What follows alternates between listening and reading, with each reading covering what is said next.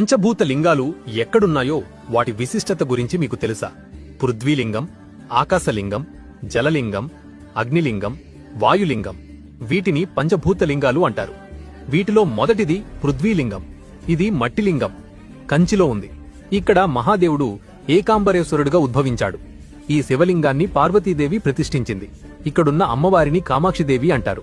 అష్టాదశ శక్తిపీఠాలలో ఇది ఒకటే. రెండవది ఆకాశలింగం. ఇది తమిళనాడులోని చిదంబర క్షేత్రంలో ఉంది. ఆకాశలింగం దర్శనం రహస్యమైన ఆకాశం వలి శూన్యంగా కనిపిస్తుంది. ఇక్కడ లింగ దర్శనం ఉండదు.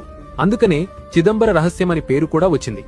ఇక్కడ నటరాజస్వామి, శివకామి సుందరీదేవి అమ్మవారు మాత్రమే ఉంటారు. మూడవది జలలింగం. ఈ లింగం కింద ఎప్పుడూ నీటి ఊట ఉండడం వలన దీనిని జలలింగం అంటారు. ఇది తమిళనాడులోని తిరుచినాపల్లి సమీపంలో గల జంబుకేశ్వర క్షేత్రంలో ఉంది.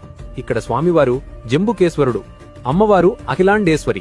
బ్రహ్మహత్య పాతక నివారణ కోసం మహాదేవుడు ఇక్కడ జంబుకా వృక్షం కింద తపస్సు చేసినందుకే శివుడికి జంబుకేశ్వరుడు అని పేరొచ్చింది.